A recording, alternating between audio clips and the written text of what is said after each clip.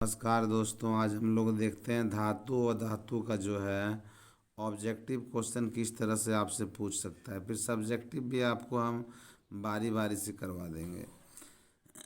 देखिए, जैसे पहला क्वेश्चन जो है बोल रहा है कौन निम्न में से कौन युगल विस्थापन अभिक्रिया प्रदर्शित करता है। विस्थापन का मतलब हो गया कि जो क्रियाशील धातु होगा वो अपने से कमज़ोर धातु को विस्थापित करेगा।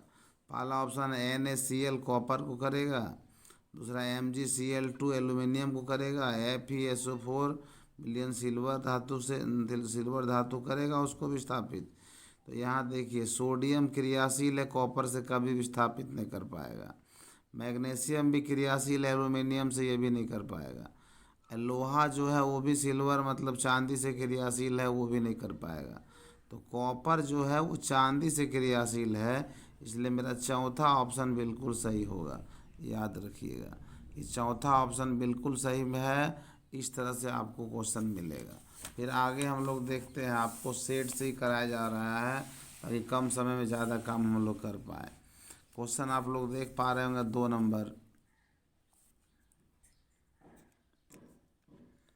नंबर क्वेश्चन आप देख पा रहे होंगे। 2 नंबर क्वेश्चन देखिए, ब्यूटेनॉन 2 नंबर, ये हम लोगों का चैप्टर चल रहा है धातु और धातु ना।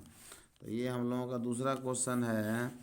कहता है लोहे के फ्राइंग पैन को जंग से बचाने के लिए निम्न में से कौन सी विधि उपयुक्त है। तो ग्रीज लगा के भी हम लोग लोहा को जंग से बचा सकते हैं, पेंट लगा करके भी बचा सकते हैं, जिंक की परत चढ़ा के भी बचा सकते हैं। तो सही सभी जो होगा वो बिल्कुल इसका सही जवाब होगा। खाली वीडियो देखते रहिएगा, आपको याद हो जाएगा। क्वेश्चन नंबर 3 को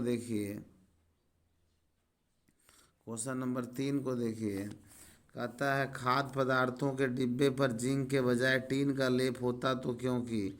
तो जिंक के बजाय टीन का लेप होता है क्यों होता है। तो इसका सही जवाब होता है टीन की अपेक्षा जिंक अधिक अभिक्रियाशील होता है। ऑप्शन नंबर 3 इसका बिल्कुल सही है। टीन जो है जिंक से अधिक अभिक्रियाशील है, इसीलिए उसका लेप होता है।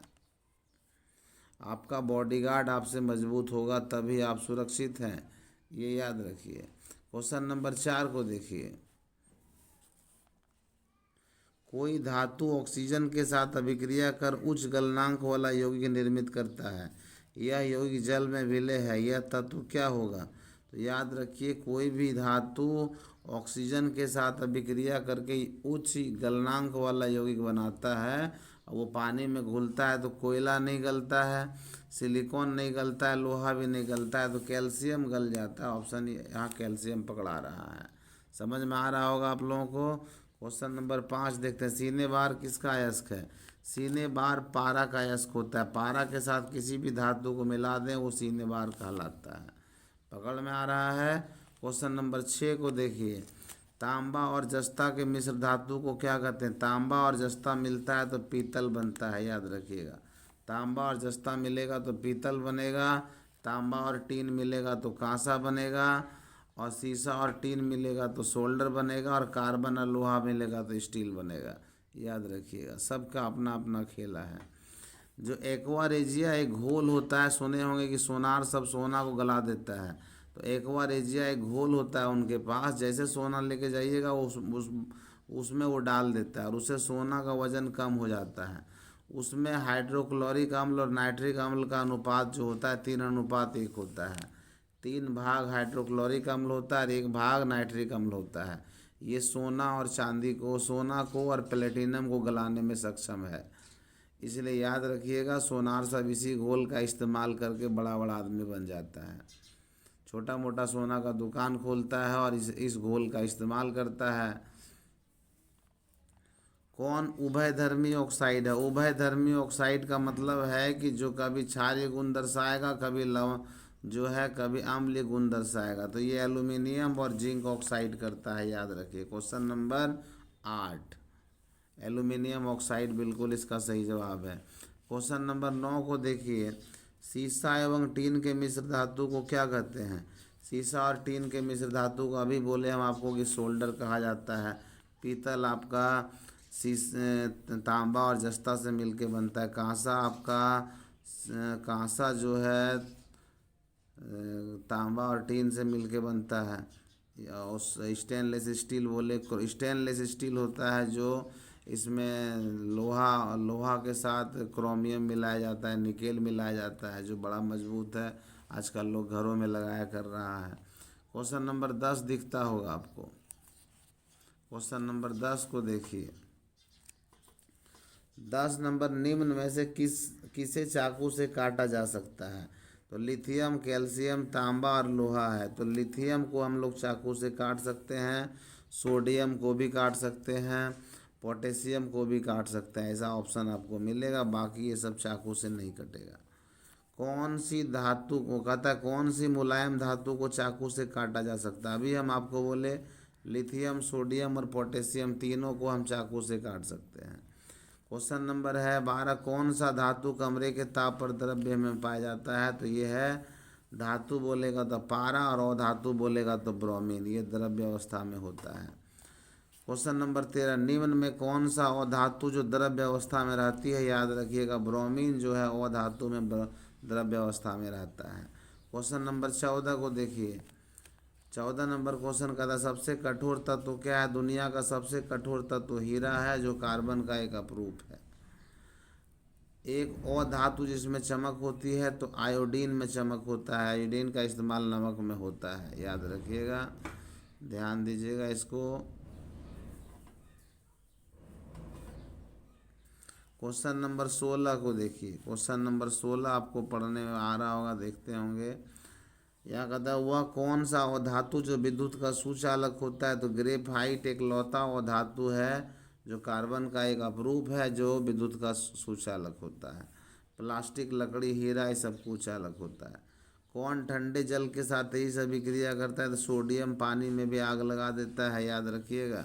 तो सोडियम जो है, सोडियम, पोटेशियम, लिथियम, ये जो है पानी में अभी आग पकड़ लेता है, हवा में आग पकड़ लेता है, इसलिए ठंडे जल के साथ अभिक्रिया करता है। ये भी पूछेगा कौन सा धातु पानी में तैरता है? तो सोडियम पानी में तैरता भी है। इसको चाकू से भी काट सकते हैं, इसलिए इसको सुरक्षित रखने के लिए केरोसिन तेल यानी मिट्टी के तेल में सुरक्षित रखा जाता है। अब आगे देखिए, क्वेश्चन नंबर 18 को ज़रा समझिए। क्वेश्चन नंबर 18 को समझिए। क्वेश्चन नंबर 18 कहता है, निम्न में से किसको पीटकर पतली चादरों में परिवर्तित कर सकते हैं? तो धातु को पीट के हम लोग पतला चादर बना सकते हैं, वो धातु को नहीं। फास्फोरस, गंधक मतलब सल्फर, ऑक्सीजन, ये सब वो धातु है। जस्ता आपका धातु है, जस्ता सही जवाब होगा। देखते हैं 19 नंबर से, निम्न में से कौन आयनिक यौगिक है? तो आयनिक यौगिक में आपको धातु और अधातु मिलेगा, बाकी देखिए तो सब में अधातु से बना हुआ है। कार्बन हाइड्रोजन है, कार्बन ऑक्सीजन है, नाइट्रोजन हाइड्रोजन है। जिसमें धातु और अधातु मिला रहेगा वो आयनिक होता है। क्वेश्चन नंबर 20 देखिए, निम्न में से कौन सबसे अधिक अभिक्रियाशील है?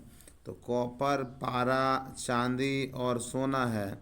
इसमें कॉपर इस चारों में सबसे क्रियाशील है। इस तरह ऑप्शन वाइज छांटना है। शुद्ध सोना कितने कैरेट का होता है? शुद्ध सोना 24 कैरेट का होता है। और जो हम लोग सोना इस्तेमाल करते हैं वो 22 कैरेट का होता है। लोहा पर जिंक की परत चढ़ाने की विधि को क्या कहते हैं? तो लोहा पर जिंक का परत जो चढ़ता है उसको यसद लेपन कहा जाता है। क्वेश्चन नंबर 23 को देखिए, निम्न में कौन सबसे अधिक अभिक्रियाशील है? तो पोटेशियम, सोडियम और लिथियम ये तीनों क्रियाशील है, लेकिन सबसे ज़्यादा पोटेशियम है, ये याद रखना है। हीलियम कैसा तत्व है? हीलियम अक्रिय गैस है, 0 ग्रुप का सदस्य है। इसको दुनियादारी से कोई मतलब नहीं होता है और बहुत हल्का गैस होता है। ऐसे सबसे हल्का गैस हाइड्रोजन है, उसके बाद हीलियम है। अगर पूछ दे आपसे हीलियम गैस का प्रयोग कहाँ होता है, तो हवाई जहाज़ के टायरों में इसका प्रयोग होता है। सिलिकॉन क्या है? सिलिकॉन उपधातु है और आजकल ज़्यादातर चीज़ सिलिकॉन से ही बनता है। मोबाइल का चिप से लेके मोबाइल का कवर, सिम कार्ड सब सिलिकॉन के बनते हैं। निम्न में से विद्युत का सर्वोत्तम चालक है? तो विद्युत का सर्वोत्तम चालक चांदी होता है, लेकिन ऑप्शन में यहाँ चांदी नहीं है, तो तांबा बिल्कुल सही है। लेकिन याद रखिएगा विद्युत का सबसे अच्छा चालक चांदी होता है। अगर ऑप्शन में नहीं है तब तांबा सही है। क्वेश्चन नंबर 27, किस धातु को केरोसिन में डुबो कर रखते हैं? हम आपको बोले सोडियम को जो है केरोसिन में डुबो कर रखा जाता है। इस तरह खाली जगह भी पूछेगा, विद्युत धातु का सुचालक होता है, यहाँ सुचालक बनाएगा। आंसर में आप देख सकते हैं। अधातु उष्मा और विद्युत का क्या होता है? ये कुचालक होता है। विद्युत धनात्मक तत्व होते हैं, धातुएं जो होते हैं विद्युत के धनात्मक होते हैं, और अधातु जो है विद्युत का ऋणात्मक होता है। धातुओं के गलनांक और क्वथनांक उच्च होता है, ये याद रखिएगा। विद्युत परिष्करण में शुद्ध धातु की पट्टी को बनाया जाता है तो कैथोड बनाया जाता है। धातु का कैथोड बनता है और धातु का एनोड बनता है। तांबा और टीन के मिश्र धातु को क्या बोलते हैं? तो कांसा बोलते हैं। आयनिक यौगिकों के गलनांक क्या होते हैं? उच्च होते हैं।